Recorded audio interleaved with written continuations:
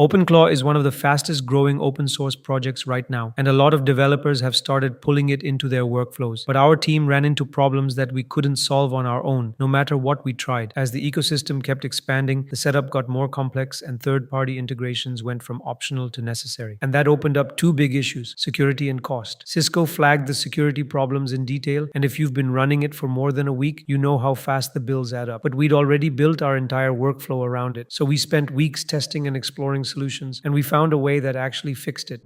Clawsec is a complete security toolkit for OpenClaw and NanoClaw's agents. It was developed by Prompt Security, which is a sub-company of SentinelOne, one of the leading cybersecurity vendors. As we talked about in the previous video, Cisco flagged OpenClaw as a complete security nightmare and discussed its security problems in detail. You can check out our breakdown in detail on our channel. So in order to make it usable, we need certain setups. This is a way of securing the OpenClaw setup against these issues. This repo contains multiple skills tailored to auditing aspects of the system like heartbeat and soul, and contains a demo of their product in action, which you can check out for yourself. But we were interested in trying it, so we installed it for ourselves. When we ran the command, we got the skill not found error. So we debugged this issue with Claude, which identified that this registry had a rate limit, which was why we couldn't download it directly. It then used Git to clone and install it, after which the skills from this suite were downloaded into the skills folder of the .openclaw folder, like Soul Guardian and OpenClaw Watchdog and more, each tailored toward a specific angle of security and had the security principles built into it. All four of these skills were recognized in the OpenClaw's web interface. So once it was installed, we went to OpenClaw and asked it to run the Clawsec suite heartbeat. This heartbeat executes the shell steps, polling the feed, checking installed skills against known CVEs, and flagging anything that needs removal approval. Now, when the heartbeat ran, it gave a detailed report. The report contained all aspects from basic sanity check tests to version update conflicts, and it highlighted all of the critical security vulnerabilities that were found in the setup, which were ranked by the CVE scale and marked the versions as exploitable, and gave actionable items that we couldn't have found out without this skill suite. Now, these skills are trustworthy because they have a verification mechanism built in. It contains an integrity check and verifies with a checksum, meaning that if they are affected by any external factor like malicious modification, the hash wouldn't match and the wrong file wouldn't be able to cause harm to your setup. It also has a self-healing mechanism because it ensures that if the integrity check with the hash fails, it automatically downloads from the trusted release as documented in the repo, ensuring that the setup is as secure as required. It also runs a CI/CD pipeline for continuous security checks. Given what Cisco flagged, this is essential if you're running OpenClaw. But this is not the only tool we found. There were also some others that actually helped make the experience of working with OpenClaw even better.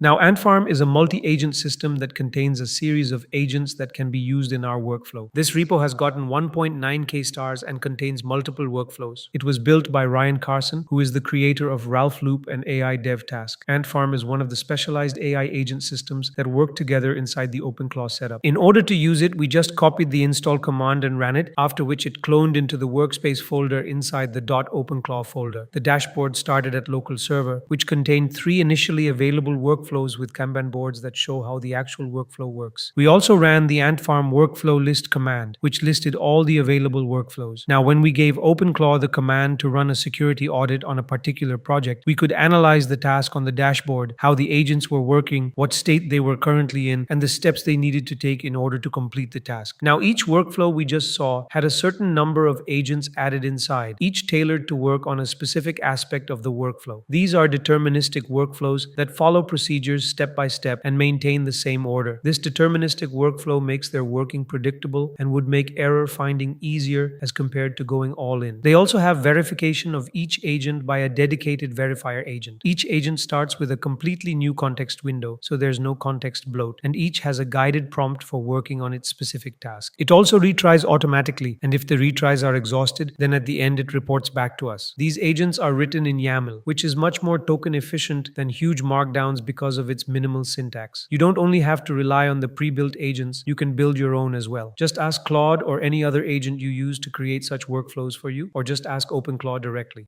Now, OpenClaw has its own memory where it stores user preferences by gathering them over the course of conversations you have with it. But in order to make that even better, this Memory LanceDB Pro plugin comes into play. This plugin is a hybrid vector search and uses re-ranking and multiple other memory algorithms. It covers aspects of OpenClaw memory that the built-in system doesn't handle natively. LanceDB is used in OpenClaw's usual configuration, but this adds multiple features on top top of it. The key additions are re-ranking, which resurfaces the most relevant memories instead of just the most recent, and session memory, which keeps context across conversations. The plugin was stored in the .openclaw folder inside the workspace and then the plugins folder. It uses the Gemini embedding model for vector search, but you can use any other embedding model as you prefer. You can get the API key for Gemini for free up to 10,000 tokens. Now we installed it by taking the installation commands and running them in the terminal. Once it was installed, we ran the OpenClaw gateway restart, and after it restarted, we saw that the plugin was registered for use. Now once it was registered, we tried to test it in OpenClaw. We asked it to save a particular preference of a library that we use with our coding backend, and it ran the memory store and saved it as a preference. Now we wanted to verify if the data had been stored correctly and if it was actually stored in this plugin, not the usual one. We asked Claude if we could see the data inside, and when it went through the actual plugin files, it saw that the data was stored in binary format and then ran certain scripts to extract the information. It returned the actual preference we had asked it to store, meaning this plugin was correctly configured. In our opinion, this plugin is worth it if you're working with OpenClaw for the long term and want your preferences to be stored correctly, instead of relying on OpenClaw's built-in memory, which wasn't as effective because of its poor structure and limited retrieval capabilities.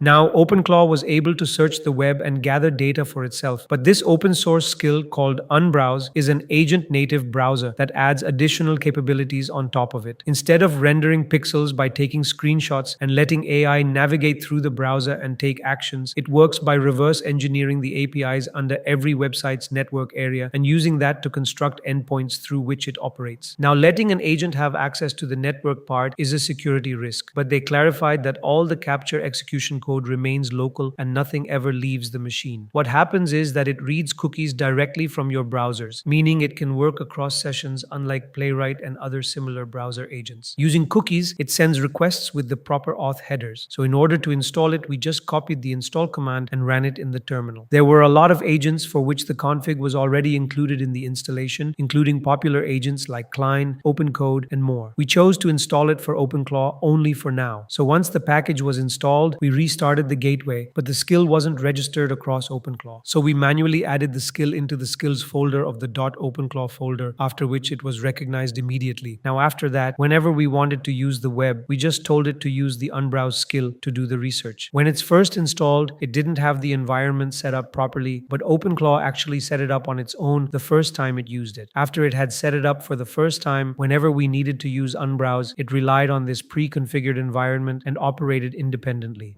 For deploying an OpenClaw setup, there's MoltWorker, which is an official repository by Cloudflare. This is useful if you want to run OpenClaw in the cloud without managing your own server. It is a comprehensive setup for running OpenClaw on the Cloudflare workers, which is basically a serverless platform for running apps. It is currently experimental as mentioned in their repo, as it still contains security issues like secrets visible in process arguments. MoltWorker supports all popular channels like Telegram, Discord, and even a web UI. The repo details how it works and its architecture, combining sandbox containers, R2 buckets, and other components. It also provides step-by-step instructions on how to install and deploy it using the CLI, as well as how to access the admin panel, secret settings, and all other necessary configurations. You can also change the model provider anytime through Cloudflare's AI gateway without redeploying the setup. This container also comes pre-installed with skills for browser automation with the Cloudflare browser use, making browser tasks simpler. Also, if you are enjoying our content, consider pressing the hype button because it helps us create more content like this and reach out to more people. Now, if you want to visualize OpenClaw agents, all of their metrics, spendings, and everything in one place, someone made an OpenClaw dashboard for that purpose. This acts as a command center for OpenClaw agents. It solves the problem of visualizing the complex setup of OpenClaw, where multiple agents, sub-agents, and channels are working together. Without this, you'd have to check each agent's logs individually to figure out what's costing you money. With all the metrics visualized and consolidated at one place, it makes it easier to monitor, because when you're running multiple agents across multiple channels, it's hard to tell what's actually active and what's blocked. It also enables you to ask questions directly based on the dashboard data and uses OpenClaw's setup underneath to act as the answering agent. We just copied the install command and ran it. Once installed, the dashboard shows the system status, including how many active sessions there are, how much cost has been incurred, trends of costs and agents, all cron jobs, and a visualized overview of the workflows and operations.